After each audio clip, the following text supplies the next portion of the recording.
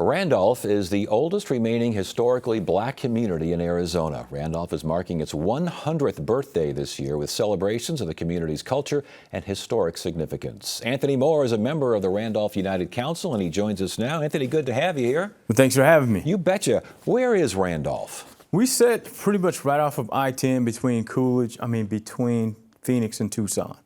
Okay. Off of Highway 87. Interesting. Celebrating 100 years, huh? 100 years, yes, sir. Founded in 1920. How did it develop? What's the history of Randolph? Well, the history of a lot of folks that coming from Texas, Arkansas, Oklahoma, looking for a better way of life, coming out west, and they settled in Randolph because the story that I've heard was that black people could not buy property or homes in Coolidge.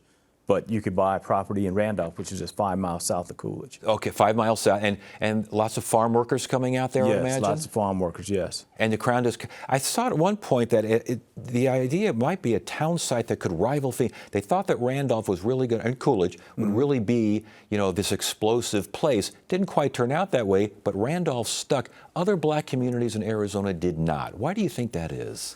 It has to do something with the resiliency of the folks there. Randolph is a very resilient place. The folks are resilient, a lot of good folks in Randolph.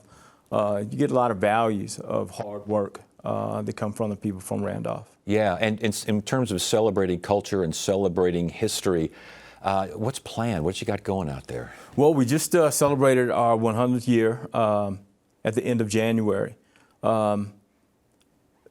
We are trying to get open our cultural center.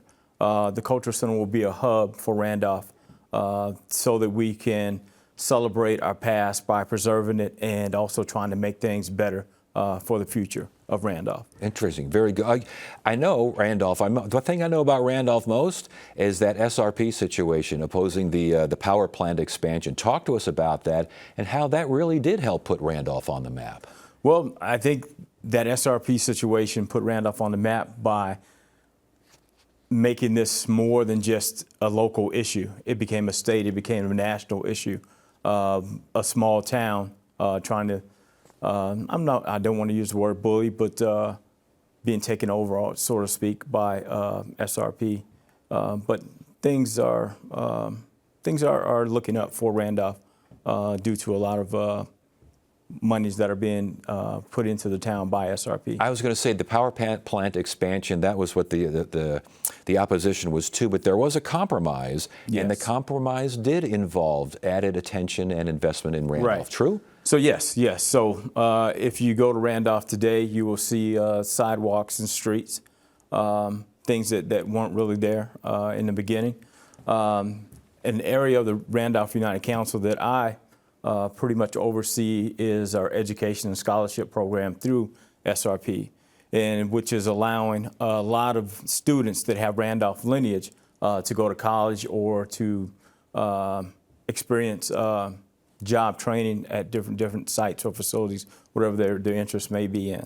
Interesting. So the compromise did help both sides, didn't it? Yes, it did. Yeah, and that's good to see. So how would you describe Randolph now from, I don't know, 10, 20 years ago, whatever the case may be? When did you first, are you born and raised in the area? Yeah, born and raised in Randolph, and probably about the age of 10, we moved to what we call town, which is Coolidge, 5 miles north. Randolph, the population has actually decreased a lot over the years, and that's because of development. There has been no development. There's really no jobs in the area. So if you're from a family and you want your family to do a little better than you, as most do, you move. So you move to Phoenix, you move to Tucson, wherever you can find jobs. Interesting fact, I don't believe there's been a new structure, meaning a house, in Randolph since probably 1978. Wow. So are there plans to change that? Are there future plans for Randolph? It is hoped that will happen. There has been a lot of folks that own property in Randolph that have expressed interest in returning to Randolph.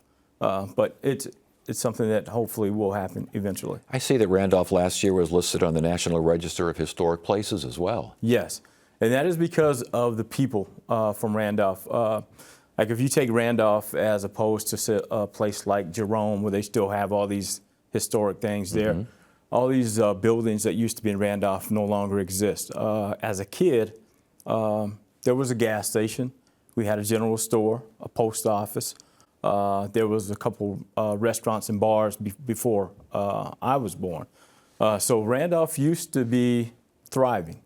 Before I was born. Well, it sounds like Randolph is looking to thrive again. Anthony Moore, again, Randolph City Council, congratulations to you, and congratulations to all the folks in Randolph, all the folks in the big city of Coolidge as well, for 100 years of Randolph. Thank you.